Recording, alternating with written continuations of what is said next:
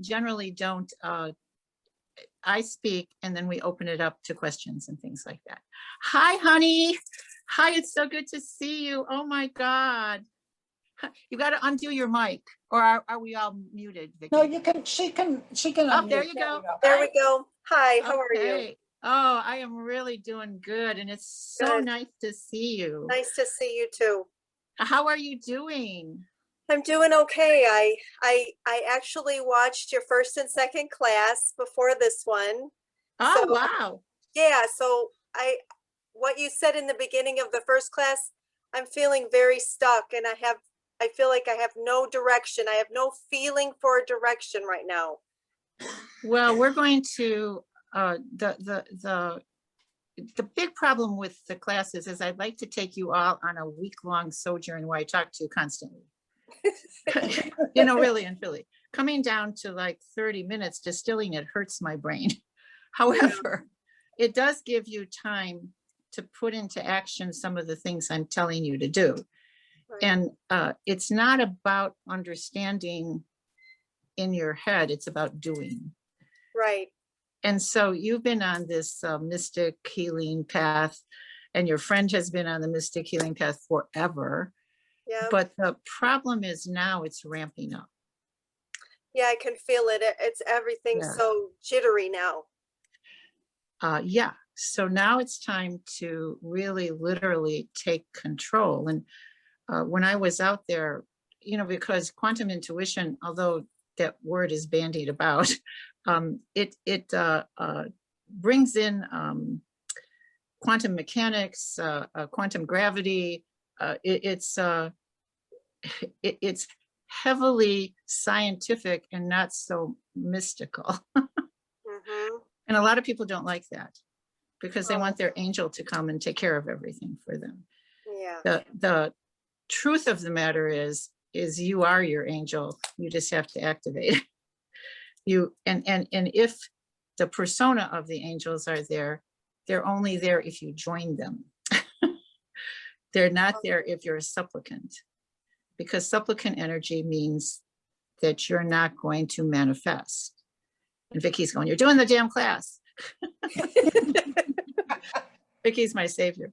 You're doing the damn class, it's for Sean. but that's the problem. And I'll get into it deeper in the class. Okay. Because we were taught, like, dear Jesus, please bring me a red bicycle, Yeah. or the law of attraction. You know, if I put pictures of right now I'd like an office in the backyard. Right. Like a tiny house kind of thing. Yep. Kind of set under the trees. It would be so nice with Wi-Fi. And then I could just get away from everybody and focus. And maybe I'd have a pyramid roof. Right. So I can wish for it. That's different than putting it in my presence and getting the plans and the money saved. You see, when it's in the present, you know this is where you're going. When you're wishing for it, it's out in the future somewhere, all nebulous. Right. Maybe not. Oh my God, I'm getting older, I can't afford it. Da da da da. And you're trying to manifest. You have pictures of it all around, but you're doing nothing to make it happen. Right. And that's the big difference between quantum intuition and regular intuition. Plus, we're going to go on a very important world-changing mission, which I'll announce at the end of class. Okay. But I'm going to give you a hint. We're going to go to the ruins of the town of Miletus and find the lost scrolls of Democritus. In Greece? Uh-huh. Uh-huh. Yeah, I'm already planning on going. I just need to know where they are. Oh. So I think working together, we'll be able to find those scrolls, even though they've been lost to antiquity. And, you know, we might be like the 100th search party. But sooner or later, they're going to be found. And I asked to channel Democritus. I'm so enthralled with him because he intuited quantum energy and atoms and quantum intuition way, well, 2,500 years ago. Okay. So Mhm. when I was doing I always do, where did this come from? Do you know, that's my, how I feel like. I believe, hi Meta, I believe that all energies are uh, like everything comes from something, and everything that we believe comes from a belief that came from somebody. All right. So Mhm. when you start looking to teach a class, you have to go back and see who ripped off what Mhm. until you get to the source, because otherwise all you're seeing is a poor approximation of what somebody else meant. And especially nowadays, because everybody takes other people's work and Right. then they make it their own so they can be special. You met us laughing. They make it their own so that they can be special. And we have to really be careful of that, because without the integrity of the truth, we get all mixed up. And so I went all the way back to Democritus, 2,500 years, right? And now I know that it's really important to find his works. And I think we can do it. I mean, because we do have, well, we have quantum intuition. We can vibrate the scrolls so we can figure out where they are without having to think logically. Like logically, we could say, oh, they were destroyed by the Persians. Mm-mm. He hid them. I know that for a fact. You know, and once we find those, we'll unlock a lot of keys to our heritage, to belief systems. To he was Democritus was really interesting. He was the first Greek to speak out against the gods.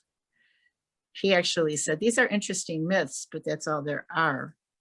So is And that where the word democracy came from? you got it. Yep. Interesting.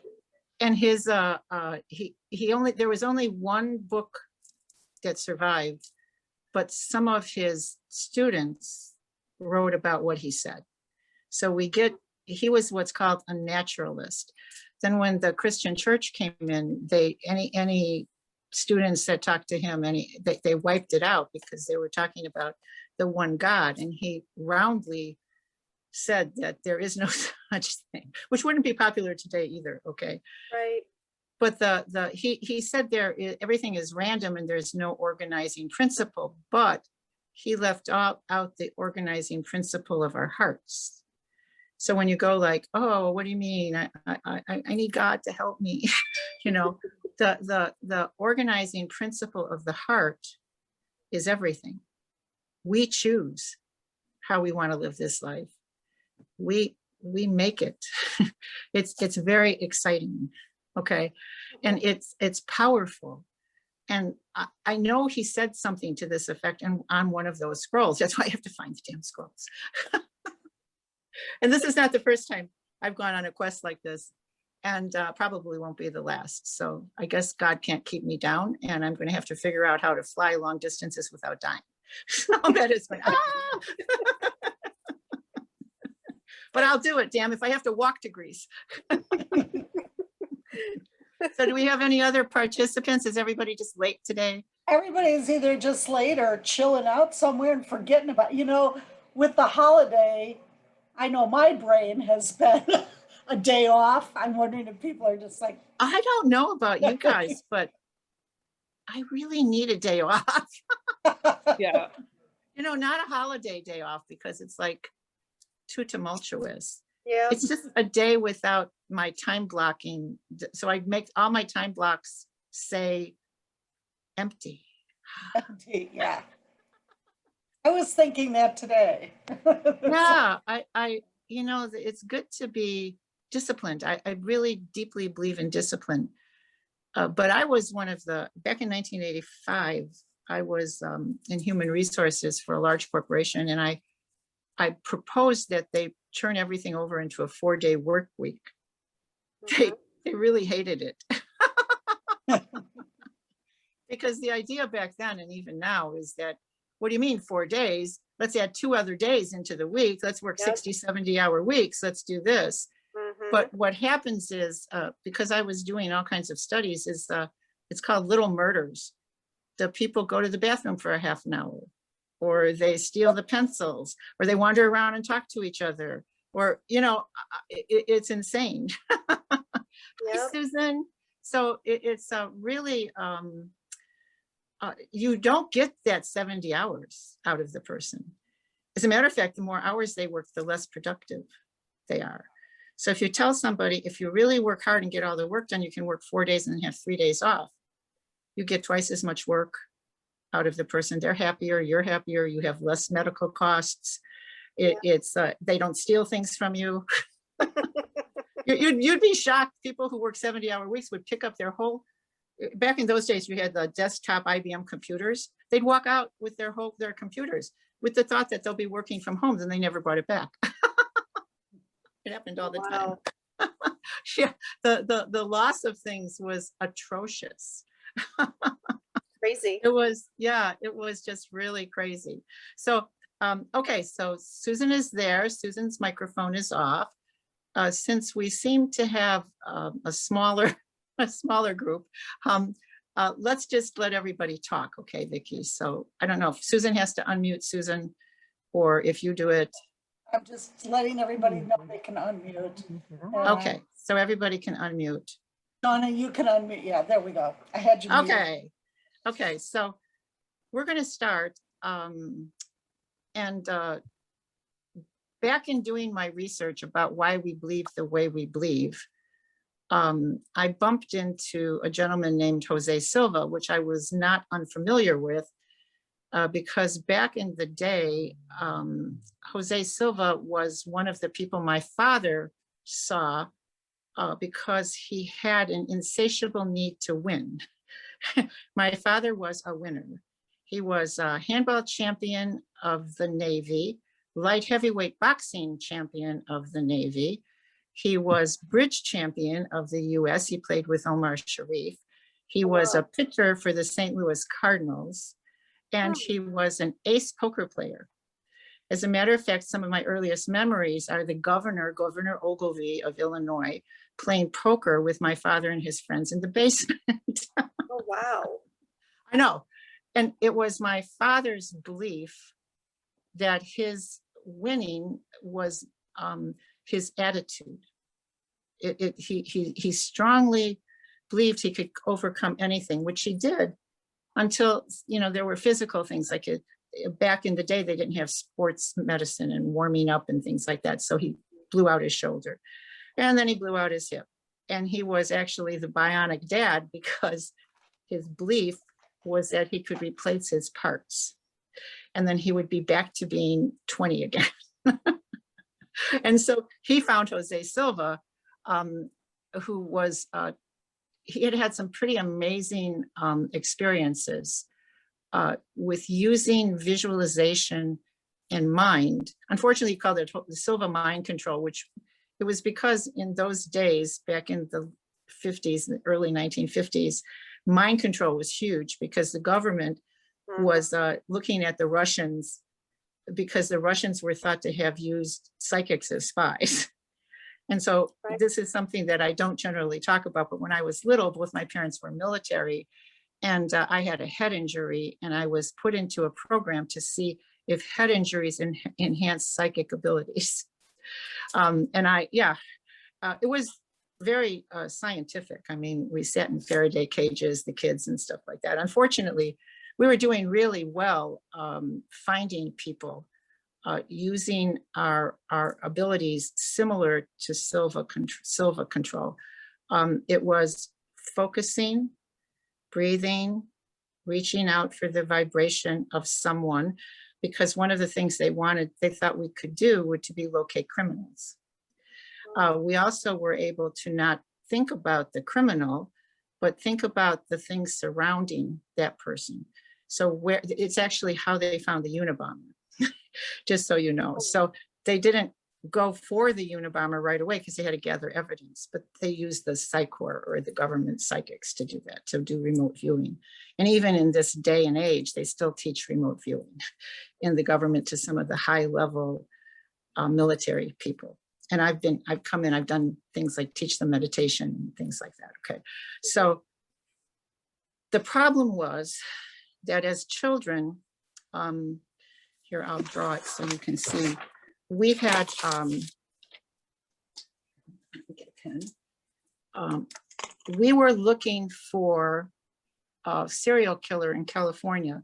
They just said bad man, okay? So what I saw was these little circles, okay? Mhm. What one of my friends saw in the class was she saw a funny rainbow with X's. And then what somebody else saw was water. So they had people who were artists called compilers, and they took all our different visions together. And those of you who might know, this is the Golden Gate Bridge. Oh, He was found here in the park that's at the base of the Golden Gate Bridge. oh, wow. So none of us got it exact, but all of us together, we were able to compile the vision. So when you do research or you look for something, working in groups is one of the best things you can do. Even if it's say medical research or,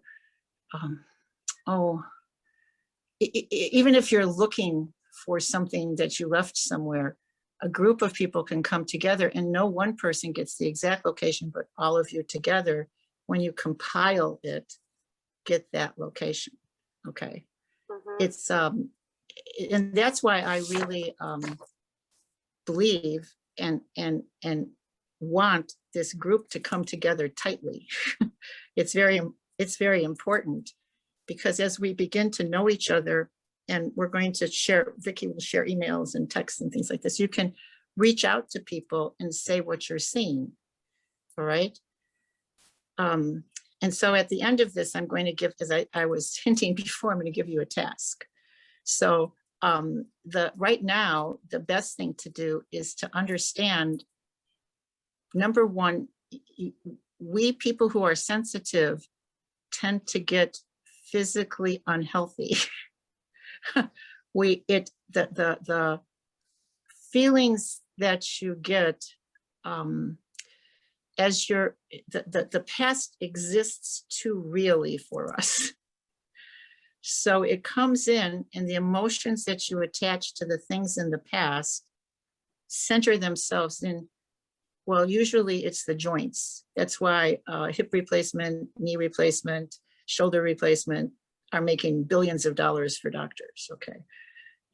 I want to say that I think we can circumvent that. So you're not going to have the replacement. And I don't care if they say bone on bone. I just, no, wait. So but the first step is to understand that there is an alpha state of mind. And when you're worrying all the time, you can't get into alpha. It's hard because you're swirling round and round, and you're worrying about that. Like Vicki and I are worrying about taking days off. Like, I can't take the day off. Wait a minute, there's too much stuff to do. My calendar says this and my task list, and there's no room for taking a day off. Can I X through all my habits and my tasks? Oh, but the joy of interacting and doing what we do demands that we have a day off sometimes. We need to sit.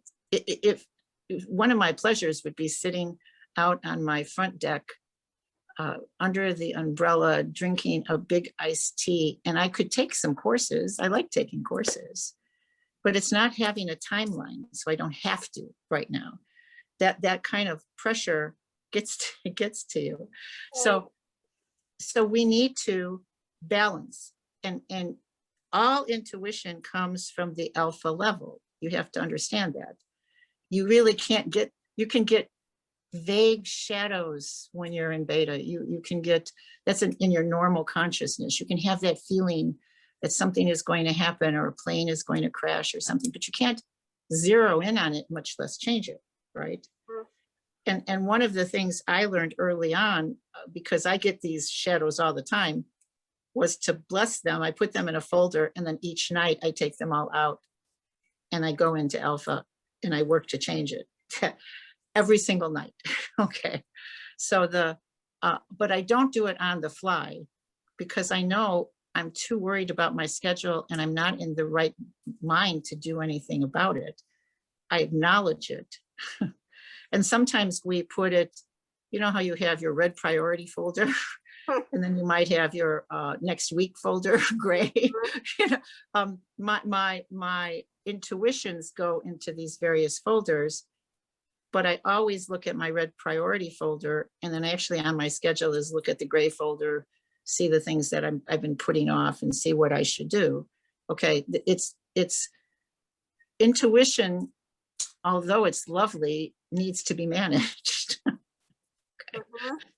So how do you, the next thing is to understand how do you get into that alpha mode.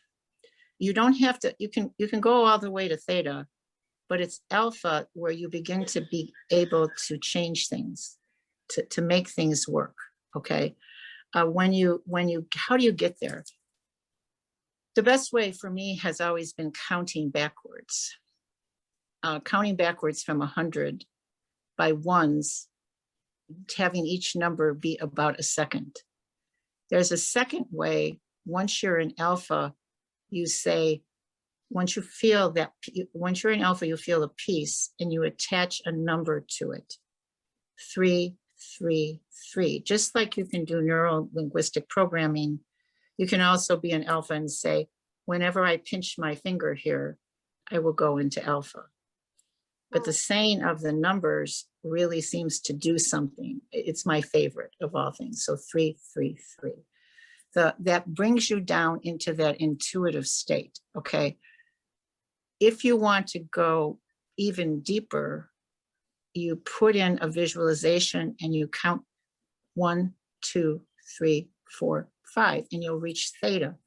For many of you, you will pass out at that time. Because once you hit theta, and I myself have found myself sitting up straight, you know, with my arms out, fast asleep. And that's good. It's not bad. It's okay. It's okay to do that because once you get used to it, you'll be able to stay awake. All right. But we're not going to worry about theta right now. The next thing is the imagery. Never ever wish for something in the future. Okay. Yeah, I know. Everybody wants, I want my perfect lover, husband, friend to come in the future. I want a new dog in the future. I want a new house in the future, a boat in the future. No, the future isn't there yet, but you're here in the present. You manifest way quicker if you imagine the energy you're desiring in the present. Okay. And the more you can image that energy, the better. It's really important. Hi, Pam. The more you can image that, for instance, the last 2 days, there's been a lot of solar flares. So this is real scientifically. Certain people who are sensitive will feel the solar flares. It is disruptive to your nervous system. So you might ache, or you might have been making so much progress and you're so proud of yourself, and then suddenly you can hardly limp across the room and you're going like, shit. Sorry, that's a spiritual word. So for myself, I have been making such amazing, I've been doing so well. I'm following my task lists, I'm time blocking, I'm meditating every morning, and I got up and I could barely make it to the bathroom. Now, you don't have a lot of control over solar flares, but you do have a control once you stop catastrophizing over how you're responding. Because even though I do all this work, I might still have little dribs and drabs of, you're old now and these things will happen in my heart. Anyway, my mother's voice comes back, why are you pushing yourself? And then you open up that box, Pandora's box of swirly thoughts, right? and you're feeling crazy. Well, the truth of the matter is that the minute that happens to you, you want to sit down, count backwards from 100, and you actually want to use the healing technique that I've sent you. And it's hold a picture of yourself as youthful, radiant, healthy, and attractive. Attractive is good. Okay. Well, because we put a lot of value on attractive. So why not? Okay. And then what you want to say is, I will always maintain a perfectly healthy body and mind. So you get down into alpha, you count it to 100, down from 100. I will always maintain a healthy body and mind. 1, 2, 3. I will always maintain a healthy body and mind. 4, 5. I will always maintain a healthy body and mind. And I'm going to open my eyes, feeling fine and in perfect health, feeling better than before. And there's an old, from old England, so may it be. So some of you have been witchy, so mote it be, so may it be. And then you just take another breath and you get up expecting to feel better. And guess what? It works. It's almost foolproof.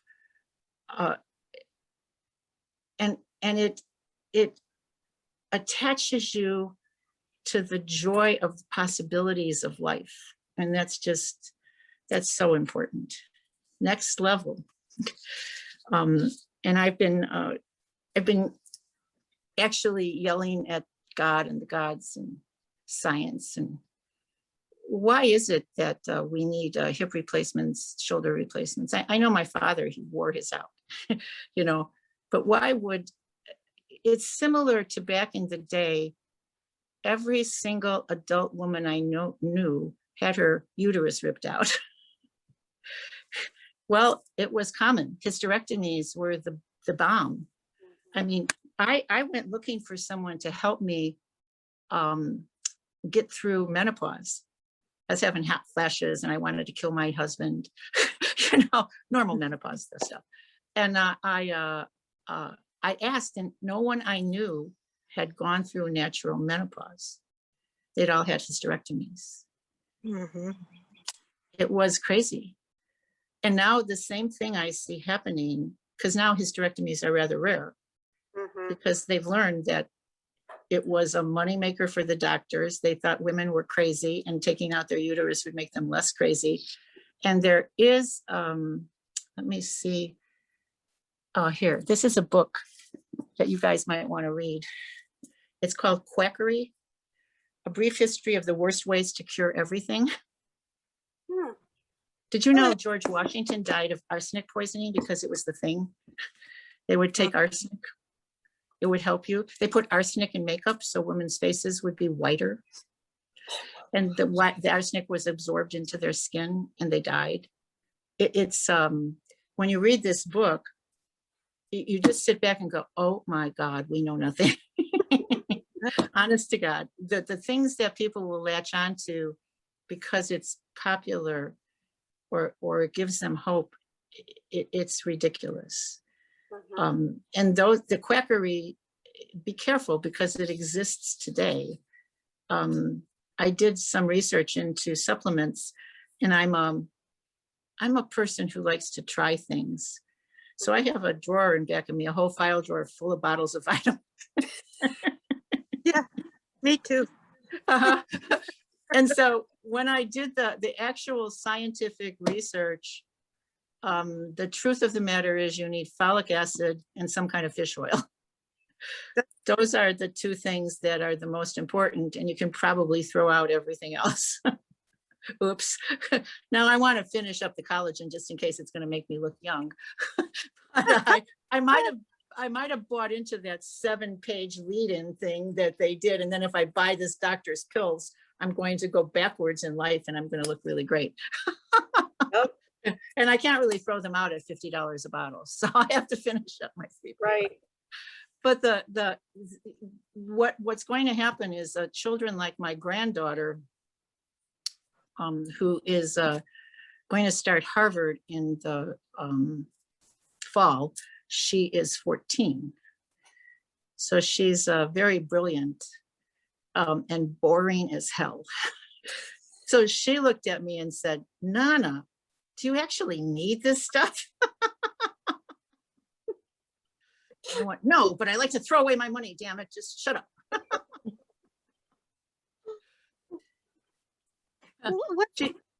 Yes, go ahead. What about that pill that they have for your memory? And I checked into it. It's like $62 a bottle a month. Fish oil and It's folic not- acid. It's something for memory. And I'm like, yeah, the last time I did that was ginkgo. And then I forgot to take the ginkgo. Fish oil, maybe a little turmeric here and there. But if you take turmeric for more than, say, 30 days, it's going to hurt your stomach, just so you know.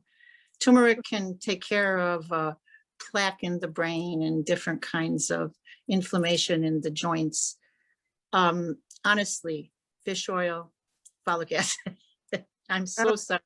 I do. I'm so sorry it's so boring. Maybe I'll put them together and call it Amy's Magical Cure. We can make a lot of money, right, Meta? We can fund all kinds of research. It'll be good. Yeah, Amy's senior pack. I know, wouldn't that be good? And it'll just be fish oil and folic acid. You don't have to have like 11 or 12 things to take, you know? No, honestly, you don't. But hope springs eternal, doesn't it? You want to have that hope. So here's what you do. You do your counting backwards down to 1. You take a breath and you visualize your boo-boo. Your boo-boo. You burp, your boo-boo, that's technical. You visualize your knee or your lower back or your hip or your skin, or say it's your digestive tract. Mhm. And you allow, you can even put your hand on it because you'll be in the alpha state. And what you're looking for is the source, the root of the dysfunction in that part in your body. And you just let your mind wander, and your mind, and I mean, really, you're in this alpha state and you're just like going through time and through space. And I had a foot injury, okay? My ankle went out and it was incredibly painful because when you have that tendonitis in your ankle, then you can't put your weight on your foot. And I was hobbling around and cursing and thinking, I do everything right. I meditate. And how come God is doing this to me? Oh, I don't believe in God. Wait,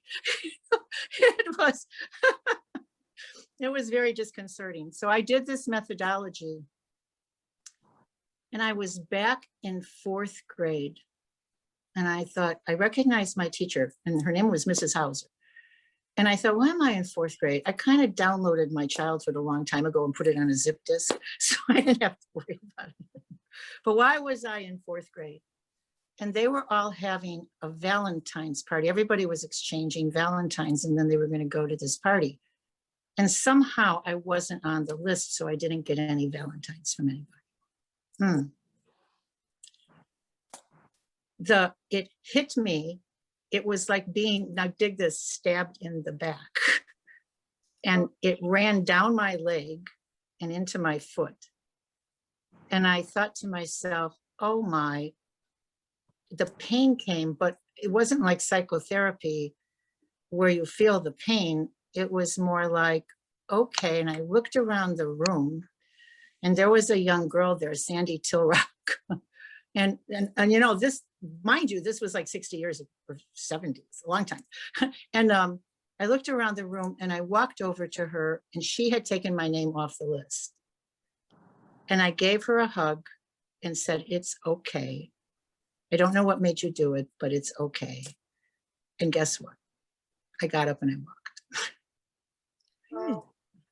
All of our injuries have to do with emotional trauma that we've suffered. Now, sometimes even if you're in this state, I've had many, many clients say I was burned at the stake or something like that in a past life. It has to be more specific than that.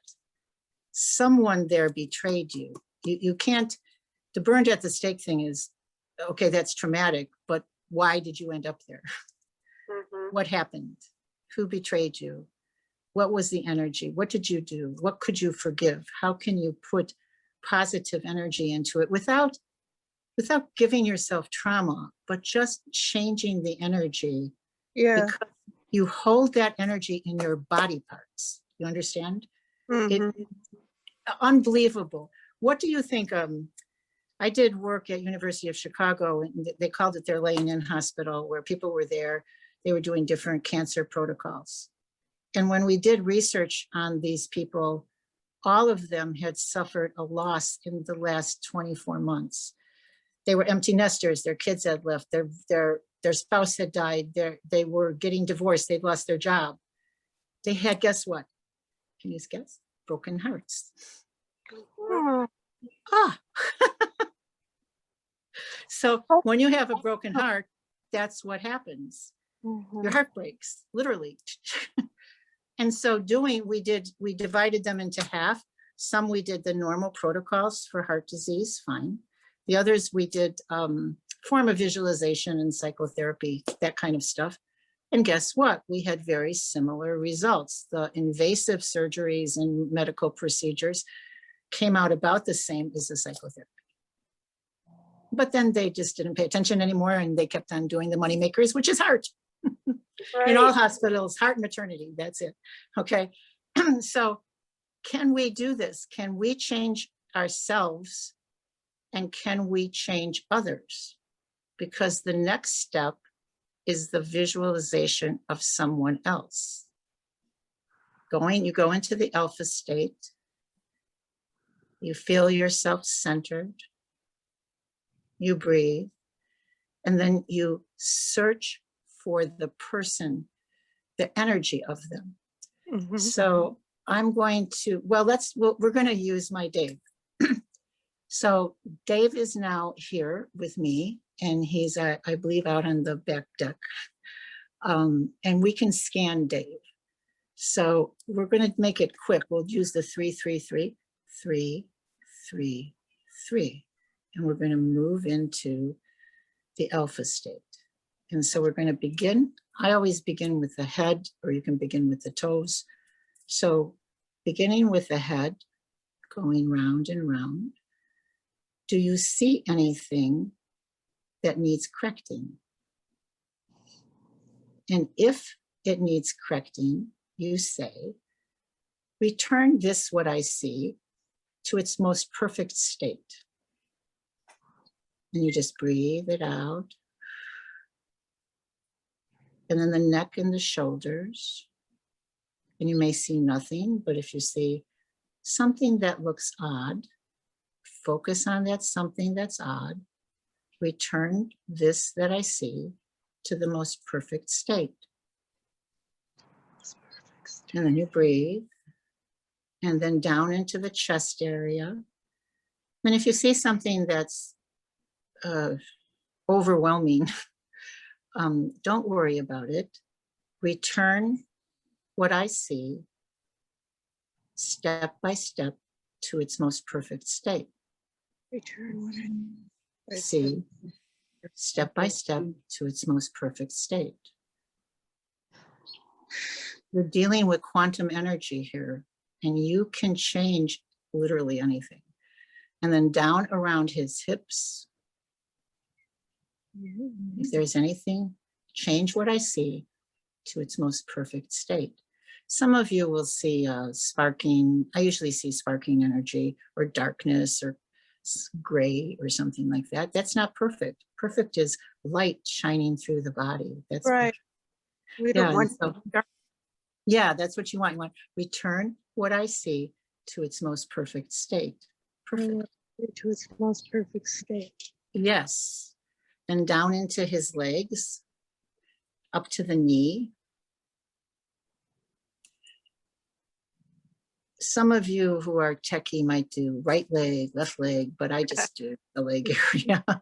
Return what I see to its most perfect state. And then down into your feet. To feet. Down the legs, the calves, and your feet. Return. Turn what I see to the most perfect It's more perfect state. And then you just breathe deeply and bring me to my most perfect state. Bring myself, yes. And I'm going to open my eyes and I'm going to feel so good and so filled with joy and hope. And then I always just say thank you. And you'll, so you can get addicted to healing, because you like really, it's wonderful. And it's not theoretical. It's not hopeful. It happens.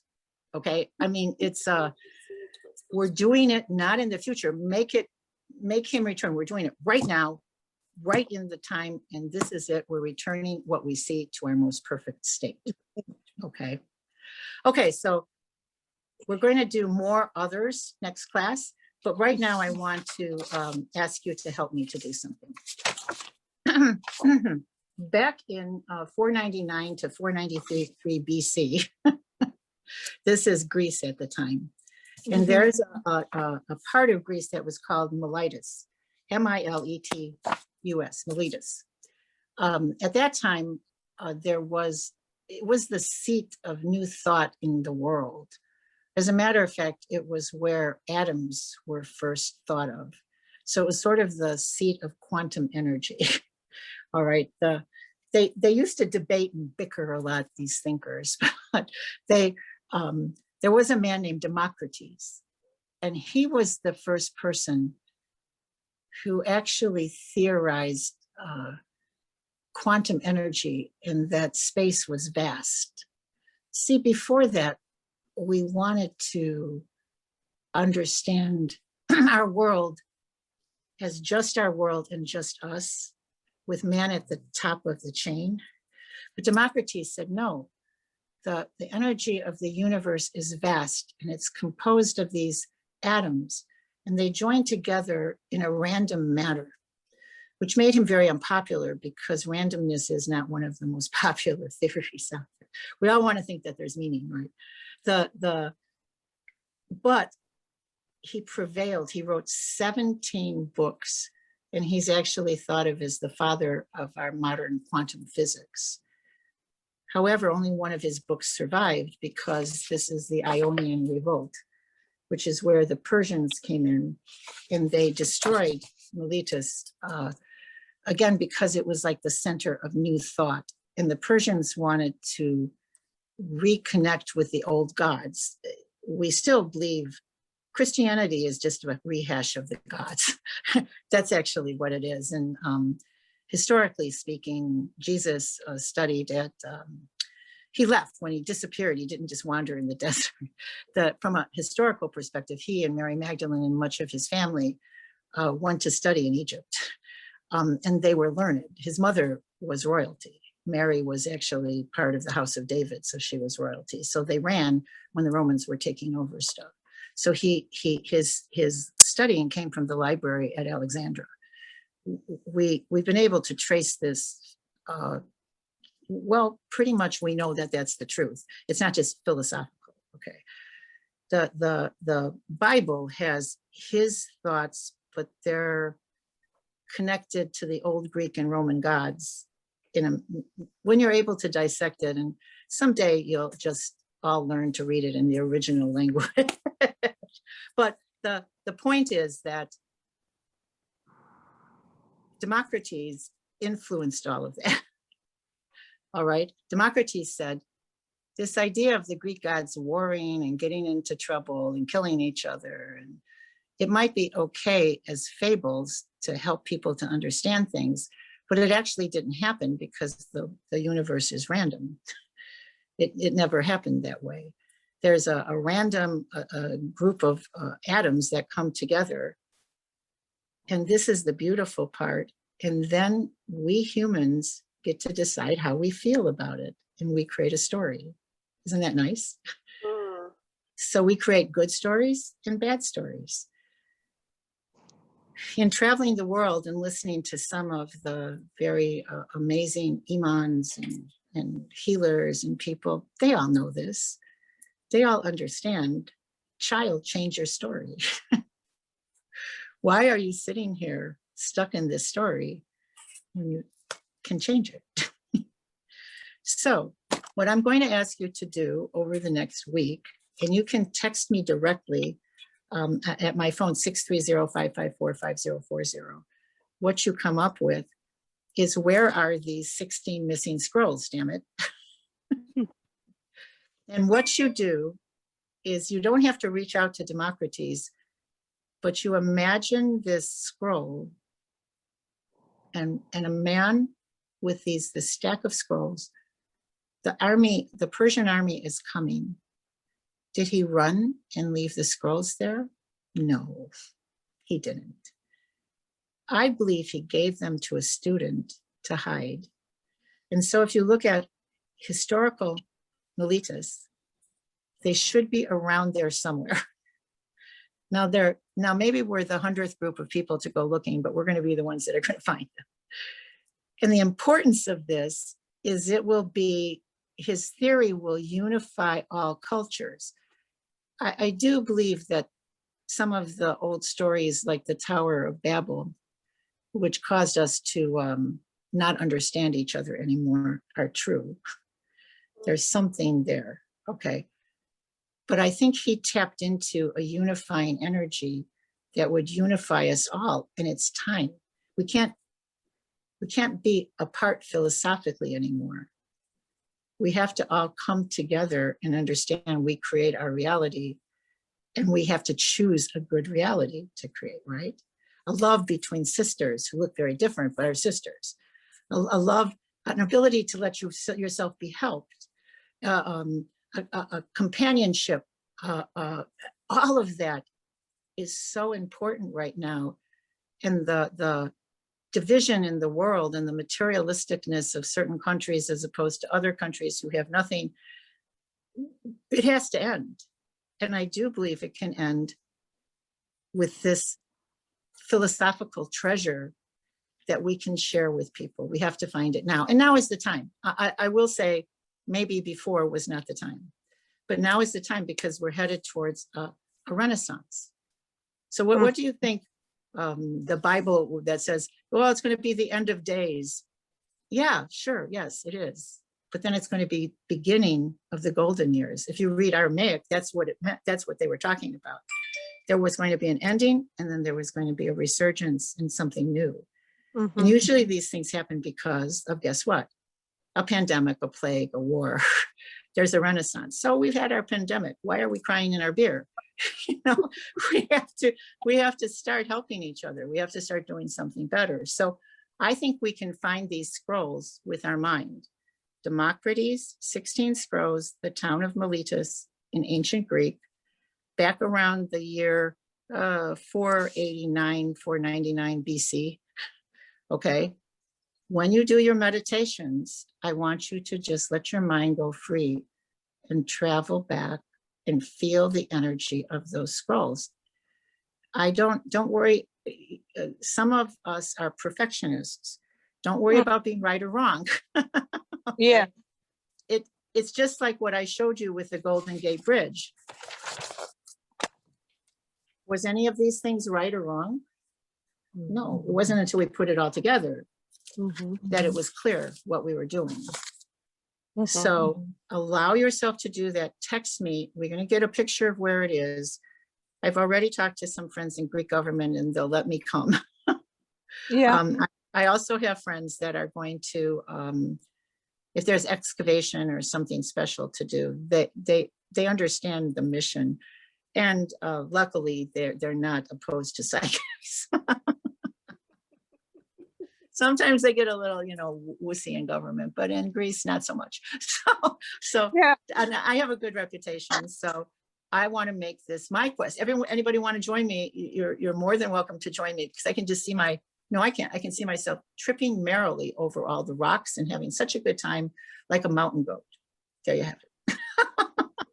I was visualizing you and Dave digging up, 100 feet down or something. No, I think I'm just going to bring you, Pam, and you can dig 100 feet down. It'll be good. Or we'll bring my helper Linda, because she's strong like Amazon. figure out a way to get rid Linda, of it. get your damn passport. We're gonna go. Sean, you're strong too. You can come. Yeah. So I would like to do this adventure sometime in the fall. I'm not sure yet about traveling, but sometime in the fall, I think it will be good. So we have some time, but usually when your mind is infected with a thought, the energy comes quickly. So go with your first things. And now I've taken up your time. I've ran way over. I'm so sorry, everybody. Can I So add I did something? send you the Silva Mind Control book. So each of you has a copy of the book. It's an ebook. You can print it out if you want. Please just look at it. Can I add something? Yes, My- please, Meta. Yeah, my mom lived in Greece for 10 years and she spoke the language. So Well, we're gonna have to ask Mom yes, to help. Okay. Oh my that's God. why that's so I'm good. mentioning it. Just Yes, putting that it is out just, there. isn't, oh my God, it just gives you the chills, doesn't it, Meta? Well, I was wondering, I was gonna ask, can I do like numbers like minutes and seconds? Oh, yeah, like longitude and latitude? Yeah, Yeah, 'cause I- sure. I know That would be it- great. I love that. Yeah. That would be really, really, really good. So anything you get, minutes, seconds, longitude, latitude. As a matter of fact, when we did remote viewing, they encouraged us to do numbers, the longitude and the latitude. That was one of the things. But we were only, when I did the thing at the Golden Gate Bridge, I was only 7. Mm. Yeah. And so I want to tell you one other story. We were doing really well, but one by one, we all hit our teens. And one by one, we all discovered boys or girls. And our attention went to hell. You hit puberty. We did, and we were worthless. They should have put us in a Buddhist monastery or something. We might have focused a little longer. Any other questions? Okay, well, I'll see you all next week, and we're going to use this to remote heal more people. So next week is going to be really fun, and maybe we'll just discover those scrolls, which, by the way, are priceless. Yeah. Yes. So it'll be exciting. Okay, everybody. Love you. Take care. Bye-bye. Bye-bye. Bye-bye.